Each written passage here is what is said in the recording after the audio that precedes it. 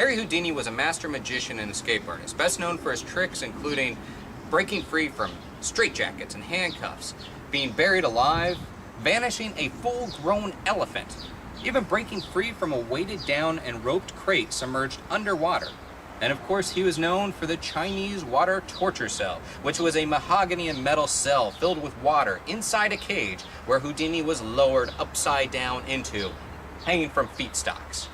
But Houdini was also a bit of a paranormal investigator. He debunked psychics and mediums, held seances. He even offered money to anyone who could show proof of supernatural powers.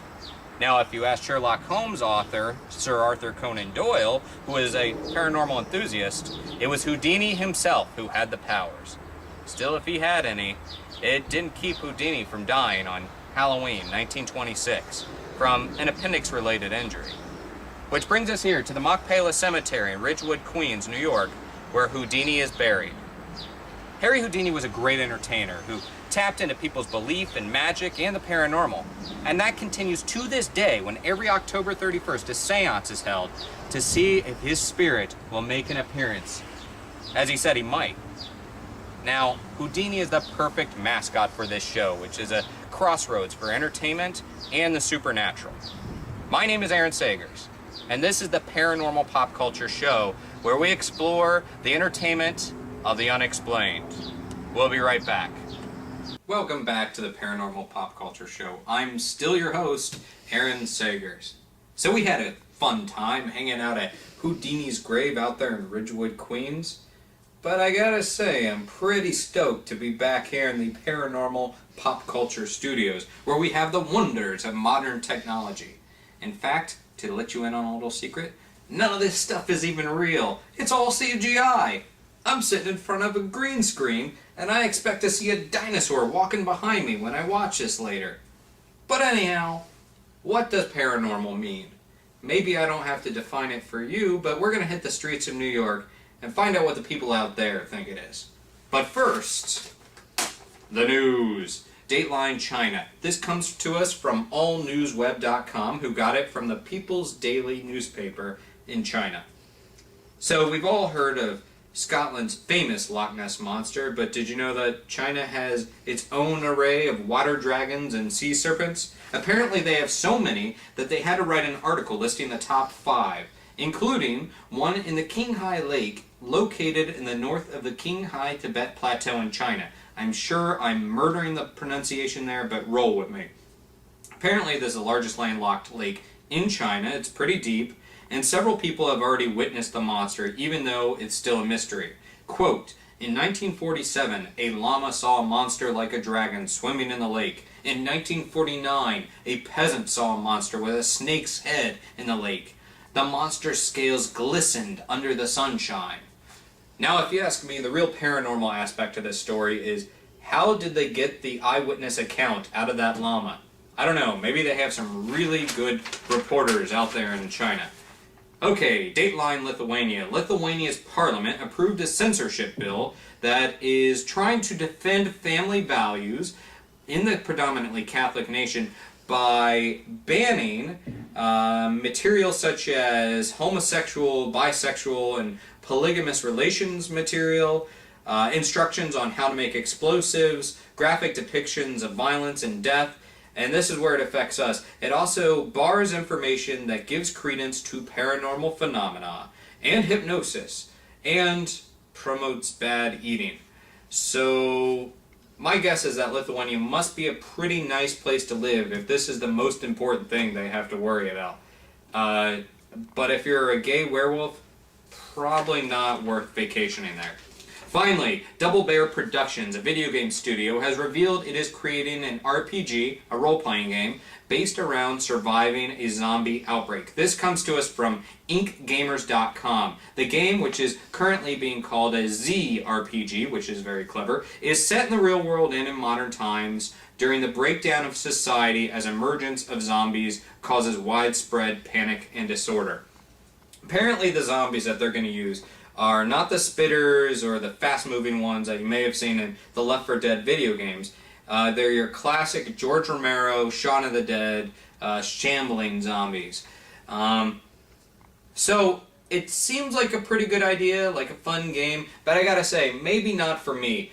Primarily because I'm not the guy that's gonna survive the zombie outbreak. I may make it halfway through, I'm charming enough, I can tell a few jokes, we'll have some laughs, but sooner or later, I'm gonna get chomped, and I don't like that. Plus, this game, make no mistake, it's gonna lead to zombie-human sex, and, you know, that's just sort of the nature of these video games and the internet phenomena. I'm not saying I'm gonna be the one trying to do that, but, okay, yeah, I'm totally gonna be the one that's trying to do it. Anyhow, that's the news. Why don't we hit the streets of Times Square and get that answer to the question, what does the word paranormal mean? Check it out. Hi, my name is Emily. I'm Daniel. And I live in New York. I live in New York as well. And paranormal means to me ghosts, spirits of some sort, paranormal activity. Paranormal means to me just kind of unexplained phenomenons, apparitions, ghosts, spirits, whatever. Just like a whole energy that can't be explained. Energy. Yes, energy. Definitely. Unexplained energy. I get vibes. All right. Thanks, guys. I'm Teresa from Toronto, Canada, and the word paranormal to me means like something about the dark ages, something out of the norm, something that you're not used to, that you're intrigued by. So, yeah, that's my take on it. Okay, are you guys scared of the paranormal or no? Oh, we welcome it. We're Canadians. We love that. Paranormal means ghosts, man. Anything out of the ordinary. Something scary, man. Spooky. That's pretty much what paranormal is to me, man. All right. My name is Diego. I'm from South Africa. Hi, I'm Ben from Houston, Texas. And I'm Liz from Houston, Texas. And I'm Paula from Houston, Texas. Hi, Paula. Paranormal, to me, I don't know, I would say that means ghosts, not really aliens. I don't believe in aliens at all, UFOs and that weird stuff. But ghosts, maybe, I don't know, what do you think? I'd say the unseen. Really just broad term. So. Yeah, definitely like ghosts like that, so, I don't know. They have those shows where, you know, where you go on and they search through hotels, stuff like that. I mean, that seems fairly realistic. Some of the UFO hunter stuff, nah, not really. But All right. that's what paranormal means to me. So. Cool. Hi, I'm Alex Neef. I am originally from Vermont, and paranormal to me means anything that is dead that is still moving around.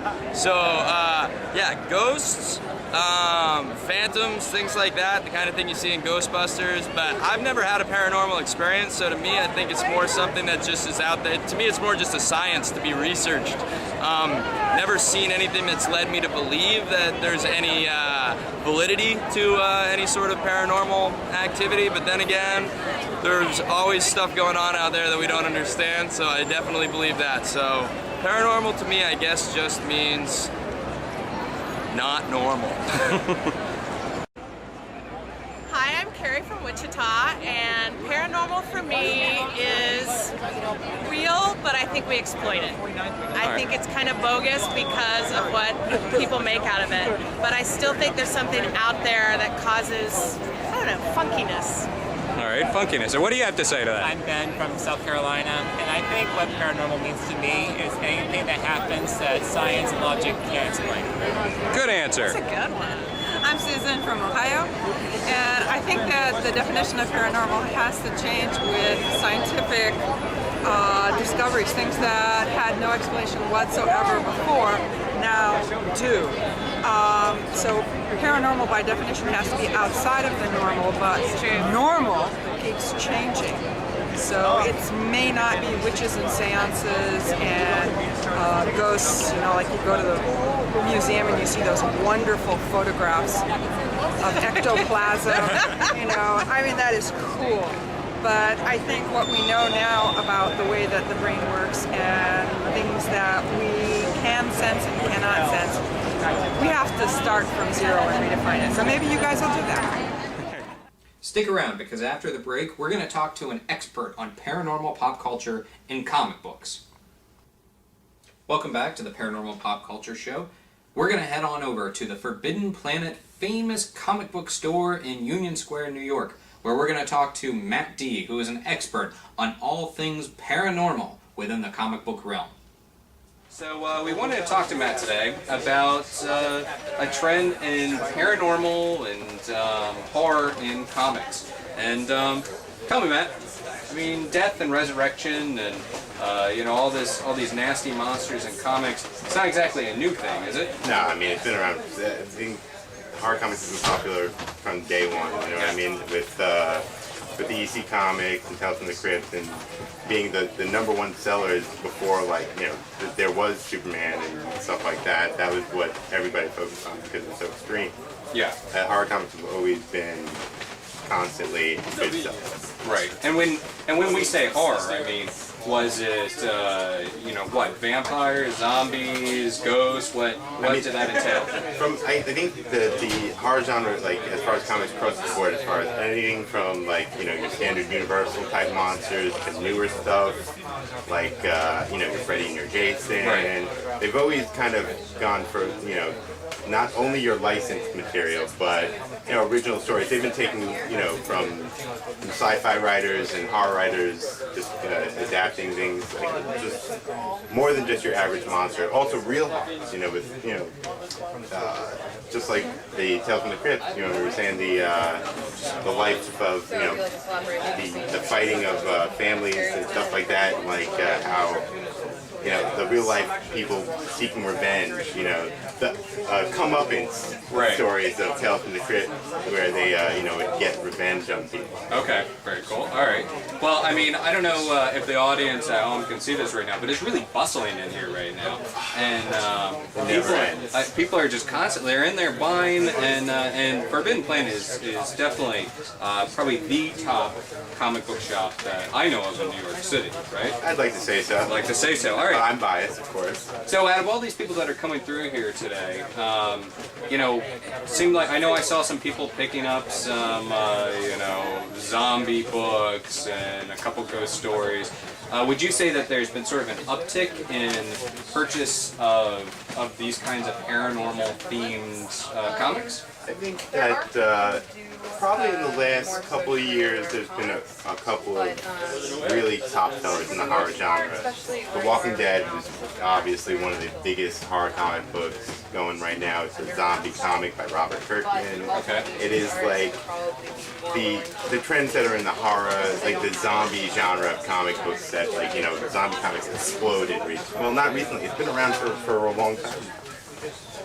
And I don't know what that gentleman's going to buy, but hopefully it's a horror book. I hope so too. But yeah, I mean, I think the zombie comics are definitely are really big because Kirkman's been doing this Walking Dead thing, and it just kind of really took. And every company puts out a zombie comic. All right. But not only that, I think within the last couple of years, the licensed comics of, say, like the Buffy the Vampire Slayer, Supernatural, stuff like that has really become very popular. Buffy is one of the best sellers here. And that brought in so many people, and especially and made people aware of this horror genre of comic books that would have never came in here before. Like, really? Yeah, like the Buffy thing, I don't know if you're a Buffy fan or not. I have no problem with it. I don't love it, I don't hate it. I understand it, I appreciate it for what it is. But I really love what it did for the comic book industry, because it's just like all these Buffy fans that had no idea about comic books just came rushing in here and are now dedicated comic books. Right, and I mean Buffy, that dealt with vampires, that dealt with werewolves, everything. dealt with everything. That's the thing about Buffy that I was just like, see, I didn't get into it because it's the whole, I really loved the movie, and then when the TV show came out, I was like, this is not my Buffy. Right. I think definitely, I mean, I appreciate it for what it is, and I really like what they did by making the comic of it and doing it as a continuation of the TV show. So you already have your built-in audience. Yeah. And the Buffy comics have been around for a while, but this new season 8 is the #1 thing that got people. And quality-wise is that's considered a pretty good book overall. By name. Yeah. I mean, they've had a lot of great people working on it. I mean, Joss Whedon worked on it. I mean, you can't. He's good. I'm not gonna lie. Yeah. Okay. And so, would you say then that Buffy really started this current trend within the comic books toward the paranormal, or was it some of the Walking Dead you said? Well, I mean, think there's been, I mean, every company has their own horror titles, and they've been pushing out horror titles for a long time. I mean, you've got everything from Marvel's, like, Man-Thing, and their Zombie Simon Garth, Tomb of Dracula.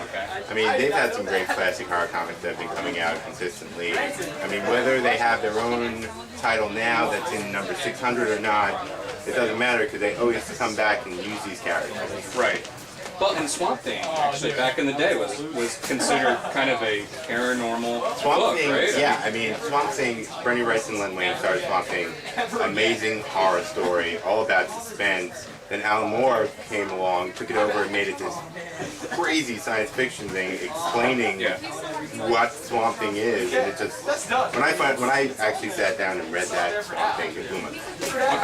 Okay. So, you know, a lot of what we do at Paranormal Pop Culture is we talk about pop culture that is attached to the paranormal. And we can't help but notice that there's a lot of vampire movies coming out right now. You know, you got The Twilight, True Blood on HBO. The Vampire Diaries is a show that's coming out, I think, in the fall.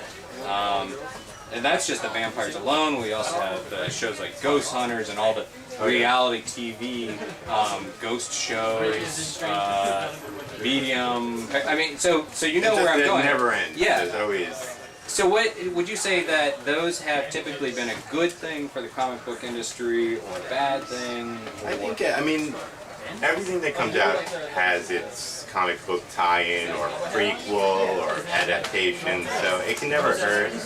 But I mean, as long as they keep it to a certain standard, if they just turn out garbage, obviously no one's gonna come back for another time. But just like I was saying with the Buffy thing, they actually went, you know, with the seasons and made it really good, and you know, they didn't cheapen, you know. Okay.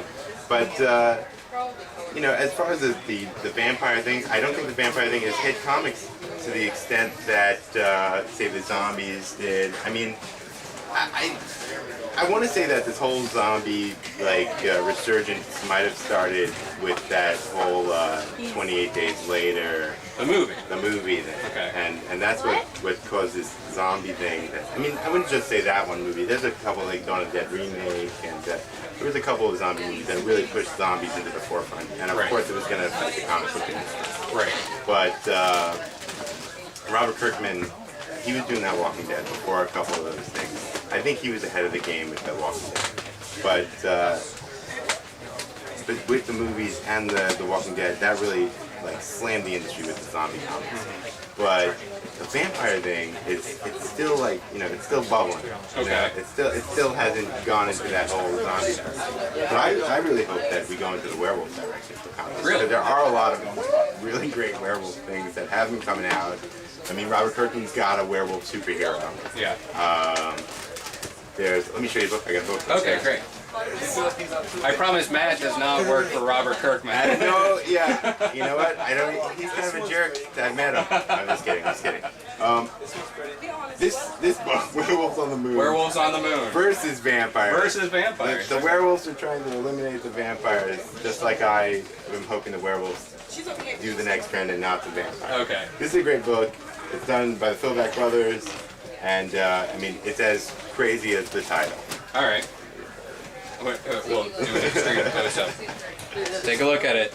Werewolves on the Moon versus vampire. You have any more books that you want to show us? Yeah, definitely. I mean, of course, I want to show that they reissued Swamp Thing in hardcovers with one issue in here that hasn't been collected before. Okay. There's about, I may be off on my numbering a little. There's about 20 issues that were never collected or just collected and impossible to get at this point.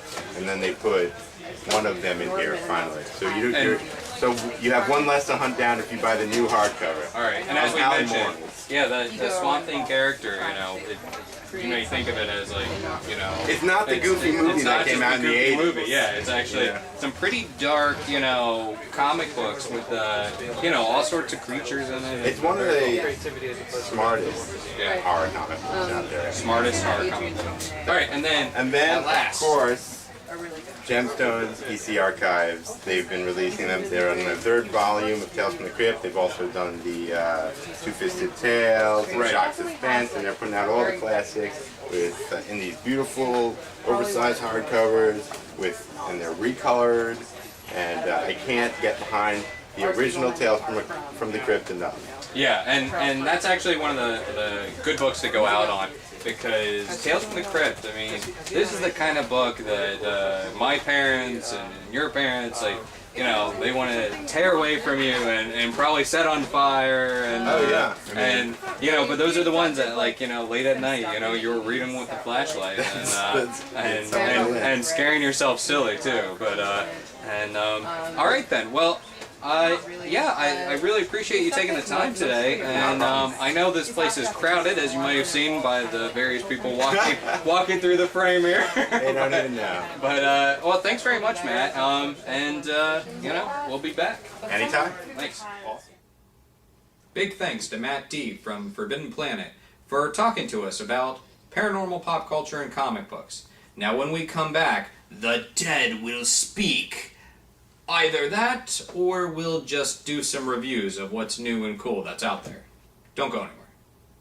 Welcome back. Now, before I let you guys go today, we got to talk about what's new and cool in the paranormal pop culture realm. So diving right in. First up, The Wild Man of the Navidad.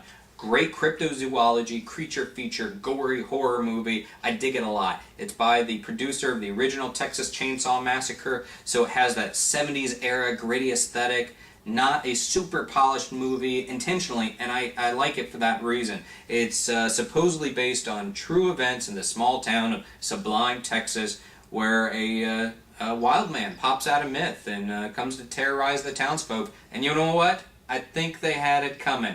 So anyhow, The Wild Man of the Navidad, check it out. Next up, Bayou, Volume 1 by Jeremy Love. This is a comic book that I haven't really heard a lot about in the mainstream, but so I want you to know about it. It's about a young black girl named Lee Wagstaff, south of the Mason-Dixon line, pre-World War II era. Her father is accused of murdering a young girl, and he's about to be lynched. So she has to go on a quest to save her father, and dives into this Alice in Wonderland type rabbit hole with ghosts and goblins and creatures.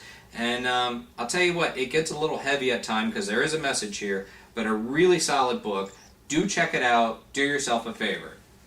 Finally, picture yourself developing your psychic abilities. You may have seen this one around by my friend Tiffany Johnson.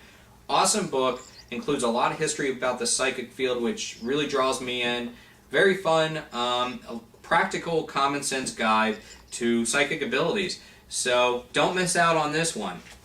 Okay, folks, that brings us to the end of the first Paranormal Pop Culture Show. Hope you had fun, and hope you come back for more. In the meantime, visit my site, paranormalpopculture.com, where we're always exploring the entertainment of the unexplained. I'm Aaron Sagers. Good night.